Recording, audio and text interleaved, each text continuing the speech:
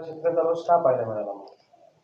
एक मी जे उदाहरण दिलं की शेतकऱ्यांचा रोष अनेक कारणांनी आहे आणि त्याला एक कारण असं आहेच की काही प्रमाणात काही ठिकाणी आत्महत्यासुद्धा शेतकऱ्यांच्या झालेल्या आहेत आणि विशेषतः आजच जी एका प्रमुख वृत्तपत्राने आकडेवारी दिलेली आहे की ज्या वेळेला जास्तीत जास्त जातीय तेढ राज्यात तयार झाली होती त्यावेळेला अगदी मराठवाड्यामध्ये त्या काळामध्ये सुद्धा आत्महत्यांची संख्या 59वर झालेली आहे जेव्हा जातीय प्रचार चालला होता त्यावेळेला.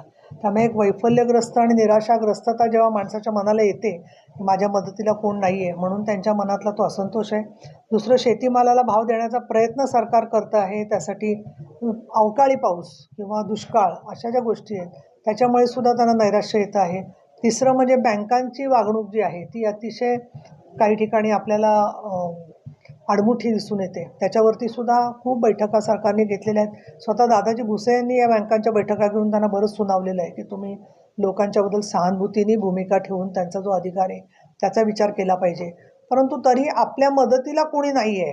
एक समाजात झालेलं आहे की ज्याच्याकडे संपत्ती आहे त्यालाच प्रतिष्ठा, ही आपल्या समाजामधली एक थोडीशी पद्धत झालेली आहे. ती योग्य नाही असं माझं तरी मत आहे.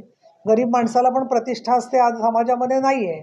आपण चारचाकी मोठ्या गाडीतून गेलो तर वेगळी प्रतिष्ठा मिळते, त्यातून साधे इनोव्हातून गेलो तर वेगळी प्रतिष्ठा मिळते, अजून वेगळ्या गाडीतून गेलो तर अजून वेगळी प्रतिष्ठा मिळते. ही समाजाची बघण्याची पद्धत झालेली आहे आणि त्यामुळे मला असं वाटतं की मुलांच्या शिक्षणाचे प्रश्न, कर्जाचे प्रश्न, कर्जफेडीचे प्रश्न आणि महत्त्वाचं म्हणजे त्याची पत राहिली नाही आपली गावामध्ये, हे वाटल्यामुळे तो असा तुटून पडतोय. त्यामुळे रोष त्यांचा शेवटी आपल्या माणसावरतीच माणसाचा रोष असतो कारण त्यांच्याकडून अपेक्षा आहे.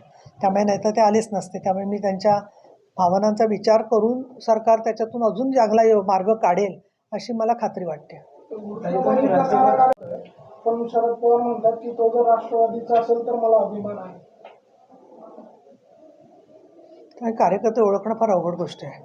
कसं कोण कार्यकर्ता ओळखायचा तो दुसऱ्या दिवशी परत या बाजूने येऊन पण मत परिवर्तन झालं तो घोषणा देऊ शकतो. त्याच्यामुळे मला असं वाटतं की असं आपण निर्णायक विधान करणं काही तेवढं योग्य नाही आहे आणि अभिमान वाटू शकतो कोणालाही कोणाचा, त्याच्याबद्दल काय आपण बोलायचं आता. मुख्यमंत्र्यांच्या बॅगांची तपासणी झाली हां, त्याच्याबद्दल तर त्यांचीच भाषणात उल्लेख केल्यानंतरच तपासणी झाली आहे. त्याच्यामध्ये त्यांनी स्वतः साहेबांनी सांगितलं ना की काय खोदा पहाड आणि निघाला चुहा, तर चुहासुद्धा निघाला नाही हो त्याच्यामध्ये. म्हणजे चुहा निघाला असता तर निदान कोणीतरी म्हटलं असतं पेस्टिसाईडचा वापर करा म्हणून, त्यामुळे चुहासुद्धा निघाला नाही. पण हे काय माहिती आहे का, अशी काही लोकांना सवय असते की भुईवरती साप साप म्हणून ओरडत बसायचं. भले आपली स्वतःची काठी तुटली तरी चालेल, तरी दोरीला साप म्हणायचंच. हे त्याच्या दृष्टिकोनाचा फरक आहे असं मला वाटतं. तुम्ही राज्यभर फिरत आहात पण राष्ट्रवादीचे अजितदादा बारामतीची निवडणूक झाल्यापासून बाहेर पडलेच नाही. असं नाही आहे, ते पुण्यामध्ये तिथे काम करत होते, बाकीच्या सुद्धा ठिकाणी त्यांचं लक्ष आहे.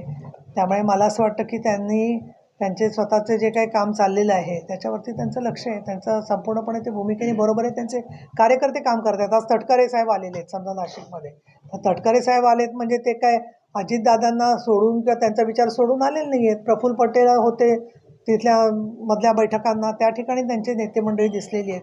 त्यामुळे मला काही वाटत नाही असं. आणि त्यांचाही जो मतदार आहे तो सुजाण आहे, त्यांनाही स्वतःच्या भूमिका माहिती आहेत. त्यांनी इतके वादविवादातून एवढं स्वतः भूमिका घेऊन जे अजितदादांबरोबर आलेले आहेत लोक, ते तसे मला आत्ताच मी जर आढावा घेतला तर माणिकराव गोकाटे वगैरे सगळे कामाला लागलेले आहेत त्यांच्या भागामध्ये. त्यावरून काल उद्धव ठाकरे म्हटले की अवमान करणाऱ्यांना गुडघे टेकायला लावले. नंतर ते जेरोटमावरती मी काही भाष्य करणार नाही. मुळामध्ये असं आहे की त्यांचा हेतू वाईट नव्हता प्रफुल्ल पटेलांचा कुठलाच जो आहे तो, त्याच्यामुळे त्यांनी दिलगिरी पण व्यक्त केलेली आहे प्रफुल्ल पटेलांनी त्याच्यामधलं जे आहे ते. दुसरं माझं काय म्हणणं आहे की अशी कुठली तरी वेगळीच टोपी घातली आहे असं काहीच नाही आहे त्याच्यामध्ये. परंतु छत्रपती शिवाजी महाराजांच्या बरोबर त्याचं असोसिएशन आपल्या मनामध्ये संलग्नता जवळची आहे म्हणून ते तसं म्हणाले असतील. गुडघे टेकायला लावायचं झाले तर माझं म्हणणं की छत्रपती शिवाजी महाराजांसाठी कोणाला गुडघे टेकायला लावले तर हरकत नाही, पण स्वतःच्या फक्त मुख्यमंत्री पदासाठी गुडघे टेकायला लावणं हे काही फार चांगलं राजकारण नाही आहे.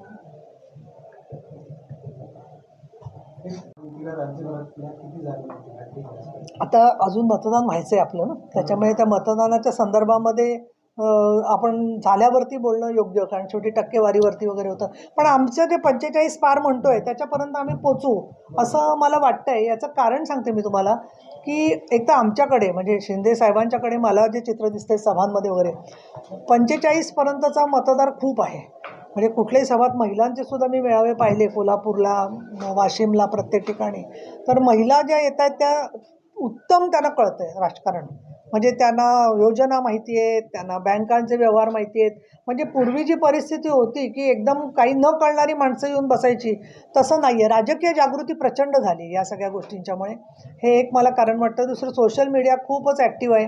त्याच्यामुळे जे लोक सोशल मीडियामध्ये आहेत त्यांना एवढं कळलं की निवडणूक आहे, पण तरीही मतदानाची टक्केवारी कमी आहे. याला एक कारण मला असं वाटतं की अत्यंत जे धुरळा उडवायचं दूषित वातावरण तयार झाल्यामुळे सुद्धा मतदार निराश होतोय का काय. जसं बारामतीत लोक म्हणाले काही की यांचं भांडण त्यांचं भांडण, त्याच्यापेक्षा कुणालाच न दिलेलं बरं.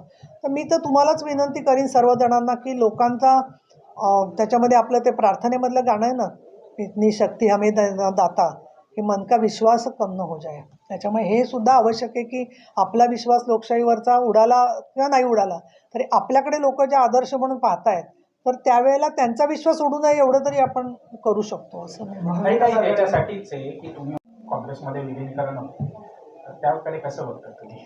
आता मला एक सांगा, त्यांचा आरोप कोणाकडे होता मी? तुमच्यापैकी प्रत्येकाने एक 3-3 तरी निवडणुका कव्हर केलेल्या आहेत. म्हणजे 2014ची, 2019ची, आणखीन त्याच्या आधी 2009ची. मी 98पासून निवडणुका पाहते. मला हे स्टेटमेंट अजिबात आश्चर्यकारक वाटत नाही. ते माझ्या ओळखीचं स्टेटमेंट आहे. दरवेळेला निवडणूक झाली की पुढची निवडणूकचा निकाल येईपर्यंत, म्हणजे त्या निवडणुकीचा निकाल येईपर्यंत पूर्वी आमच्याकडचे अंकुश काकडे वगैरे स्टेटमेंट करायचे की 8 ते 10 जागा सरकारला कमी पडतील, आणि मग ते म्हणायचे की ते त्यांच्या मिळतील आणि ते पंतप्रधान होतील. कायम त्यांचं स्टेटमेंट आहे. त्यामुळे दरवेळेचा नेहमीचा पेपर आहे त्यांचा ठरलेला बोलायचा की असे होईल, आणि मग ते आता छोटे पक्ष विलीन होतील वगैरे ते जे म्हणतायत ना, त्यांच्याच डोळ्यासमोर इतकी व्यापक अगदी जगाचं राजकारण माहिती आहे त्यांना. काय कोणाच्या मनात काय आहे ते आपण सांगू शकत नाही. पण विलीन होत असताना निदान आपल्याला तिथे म्हणजे काहीतरी जागा मिळेल जगायसाठी, अशा ठिकाणी तरी लोक विलीन होतील ना. काँग्रेसमध्ये कशाला जाऊन विलीन होतील त्याच्यात जे आहेत ते. दुसरं, त्यांच्याबद्दल मला असं वाटतं की त्यांनी पुढचा मागचा संदर्भ काय घेतला होता मला माहीत नाही आहे. त्याच्यामुळे त्यांना कुठले जे छोटे पक्ष माहिती असतील त्यांच्याबद्दल त्यांनी ते विधान केलं असेल. त्या बाकीच्या पक्ष जे आहेत कुठले, ते ऑलरेडी विलीन झालेले आहेत. त्याच्यामुळे नवीन आता फार त्याचा काही प्रश्न राहिला आहे असं मला वाटत नाही. पण लोकांच्यामध्ये जेव्हा तुम्हाला जिंकता येत नाही ना समोरच्याला, तेव्हा त्याला गोंधळून टाका, अशी एक युद्धनीती असते. तसे ते युद्धनीतीत फार प्रवीण आहेत आणि म्हणून त्यांनी अशी काहीतरी विधानं केली असावीत असं मला वाटतं. प्रफुल्ल पटेल यांनी जिरेटोप करायच्या दुसऱ्या घरातून जीएसटीच्या माध्यमातून पैसे काढताय. आता GSTवरती आपलं सरकार चालतं, बरोबर. तर त्याच्यामुळे ज्यावेळेला ते स्वतः मुख्यमंत्री होते त्याला अजून GST मिळावा केंद्राकडून, म्हणून ते खूप भांडत होते सरकारशी. त्याच्यामुळे मुख्यमंत्रीपद गेल्यावर असं राज्याचा हिताचा विचार करायचा सोडून देणं बरं नाही, सवयी जी आहे ते. राज्य चालवायचं असेल तर GST वगैरे राज्य चालवण्यासाठी लागतातच निधी जो आहे तो. शेवटी आज कायम असणाऱ्या पायाभूत सुविधांसाठी या GSTचा सुद्धा उपयोग आहे. त्यामुळे कायम GST आम्ही बंद करू वगैरे असं उगाच काहीतरी वल्गना करू नयेत कोणी. शरद पवार साहेबांनी सांगितलं की काही जे लक्षात घेतला की शेवटच्या साधारणतः 1 ते 2 तासांची जी टक्केवारी आहे ती 10%ने वाढीव असल्याचा त्यांचा आक्षेप आहे. तर ते नेमकं काय आहे? कारण त्यांनी राष्ट्रपतींची देखील त्या भेट घेण्याच्या संदर्भात, या संदर्भात राष्ट्रपतींची देखील भेट घेतली. नाही, मुळात त्यांचा तर EVM-वरतीच विश्वास नाही आहे. त्यामुळे EVM-वरती विश्वास नसल्यामुळे प्रत्येकच गोष्टीवर ते अविश्वास करतात. परंतु जेव्हा निवडणूक आयोग सगळी वेगवेगळ्या तालुक्यांमधून आकडेवारी जमा करतोय, आणि महत्त्वाचं म्हणजे वादळी पाऊस वगैरे असल्यामुळे मधल्या काळात काही काही दिवशी वायफायची कनेक्टिव्हिटी अजूनही आपल्याला पाहिजे तेवढी नाही आहे. तुम्ही ते सगळ्या वर्तमानपत्रांनी शब्दांकन करताना, वार्तांकन करताना पाहिलं असेल की अनेक वेळेला 2-2, 3-3 तास या गोष्टी घडतात. त्यातून तुम्ही पाहिलं हिना गावितांचा तर फोन त्याच दिवशी हॅक झालेला होता. त्यामुळे अशा सगळ्या गोष्टींचा विचार केला तर तंत्रज्ञानामध्ये आज आपण अगदी 100% एका मिनिटात ती आकडेवारी काढून देऊ बँकांच्या याच्याप्रमाणे, असं ते होणार नाही आहे. थोडा वेळ लागला आहे त्यांना.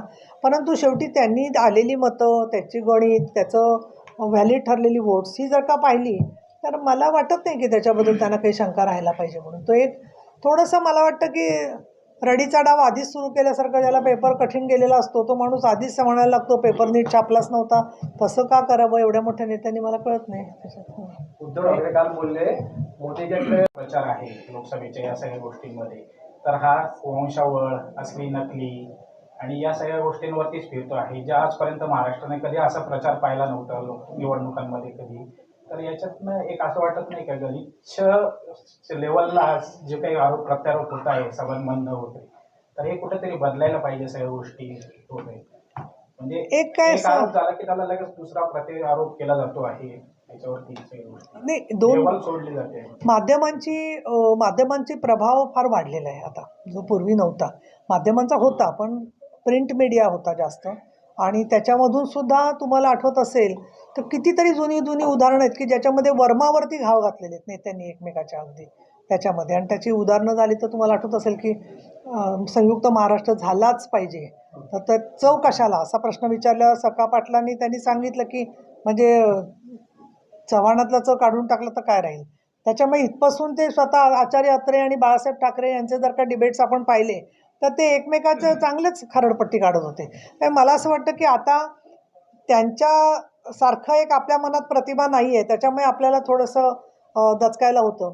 पण निवडणुकीनंतर हेच सगळे लोक अतिशय प्रेमाने एकमेकाशी वागत असतात, त्याच्यामुळे आपण, मला असं वाटतं त्यांच्या प्रेमळ स्वभावाचा आपल्याला वारंवार निर्वाळसुद्धा मिळतो. त्यामुळे या वातावरणाबद्दल फार काळजी करण्यासारखं काही असं मला वाटत नाही आहे त्याच्यामध्ये जे आहे ते. महाविकास आघाडीचे नेते त्यांनी तसंच अस्मिता देशपांडे, पूजा ताई वाघ, वर्षा मोरे गडचिरोलीच्या संपर्क प्रमुख आहेत, आणि हेमलता सोनवणे बुलढाणा या सगळ्या आजच्या पत्रकार परिषदेला उपस्थित आहेत. लोकसभेची निवडणूक आता शेवटच्या टप्प्यामध्ये महाराष्ट्रामध्ये आलेली आहे, आणि जेव्हापासून निवडणूक जाहीर झाली तेव्हापासून आत्तापर्यंत आमच्या 15 जागांच्यापैकी 11 लोकसभा मतदारसंघांमध्ये मी जाऊन आलेली आहे. आणि त्याचबरोबर महायुतीचे जे आमचे उमेदवार आहेत त्यांच्याही मतदारसंघांमध्ये, म्हणजे सुनेत्रा पवार असतील, शिवाजीराव आढळराव पाटील असतील, ॲडव्होकेट उज्ज्वल निकम असतील, यांच्याही मतदारसंघात मी जाऊन आलेली आहे. हेमंत गोडसे यांच्याबद्दल बोलायचं झालं तर अत्यंत सक्रिय व्यक्तिमत्व आणि लोकांमध्ये मिसळून जाणारे कार्यकर्ते, नेते, अशा प्रकारचा त्यांचा आमचा परिचय आहे. ते खासदार असताना ज्यावेळेला मी सुमित्राताई महाजन यांची भेट घ्यायला मला मदत पाहिजे होती तेव्हाही त्यांनी चांगल्या पद्धतीने मदत केली होती. आणि त्याचबरोबर प्रत्येक ठिकाणी माझ्या असं लक्षात आलं, त्यांची दिल्लीमधलं सगळं मी वर्तन पाहिलं तर अत्यंत नम्रपणे पण स्वतःचा मुद्दा ठाम ठेवून ते सगळीकडे बोलत होते. आणि स्वतः सुमित्राताई महाजननी बोलल्या होत्या त्यांना त्यावेळेला की मैं तो इनको बहुत मौका देती हूँ, बहुत अच्छा बोलते हैं, असं त्या खाजगीमध्ये त्यावेळेलाही म्हणाल्या होत्या. त्यामुळे आत्ता माननीय शिंदेसाहेबांनी त्यांच्यासाठी आणि सगळ्या शिवसेना पदाधिकाऱ्यांनी प्रयत्नांची पराकाष्ठा चाललेली आहे.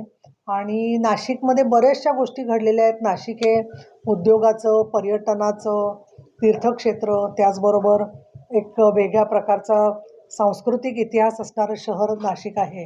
आणि गेल्या 15 वर्षामध्ये नाशिकमध्ये फार मोठे बदल झालेले आहेत. म्हणजे आत्तापर्यंत आपल्याला असं दिसत होतं की ज्या योजना किंवा प्रकल्प असतील ते प्रकल्पाच्या घोषणा व्हायच्या, पण त्या पूर्ण होण्याच्यासाठी म्हणून अनेक वेळेला 20-25 वर्ष लागायची. परंतु आपण कुंभमेळ्याच्या संदर्भात असेल, आपले फ्लायओव्हर ब्रिज असतील किंवा समृद्धी महामार्ग असेल, यासारख्या मुद्द्यांच्या वरती पायाभूत सुविधांमुळे केवळ नाशिकचाच नव्हे तर उत्तर महाराष्ट्राचा, विदर्भाचा, मराठवाड्याचा असा वेगाने चेहरा बदलताना आपण पाहतो आहे. आणि तो चेहरा जो बदलताना तो फक्त शहरी चेहरा आहे का? नाही आहे. मला असं वाटतं कृषी औद्योगिक चेहरा हा होतो आहे. मग त्याच्यामध्ये नंदुरबार, जळगाव, त्याच्यानंतर धुळं या सगळ्या जिल्ह्यांच्यामध्ये आपल्याला हळूहळू तिथल्या गावांची ओळख जी होती त्यापेक्षा वेगळी ओळख आपल्याला दिसते आहे. उद्योग आलेले आहेत. त्याचबरोबर शिक्षण क्षेत्राने जी मुसंडी मारलेली आहे त्याच्यामध्ये आपल्याला दिसतं आहे की त्या शिक्षणामधून मोठ्या प्रमाणामध्ये मुलामुलींना संधी मिळाल्यामुळे परदेशी जाणं आणि परदेशातसुद्धा आपल्या इथल्या विद्यार्थिनींनी अतिशय चांगलं काम केलेलं असणं, हा सगळा फरक आपल्या डोळ्यांनी आपण गेल्या 10-15 वर्षात पाहिलेला आहे. दुसरं म्हणजे कोविडच्या काळामध्ये आपण चित्र पाहिलं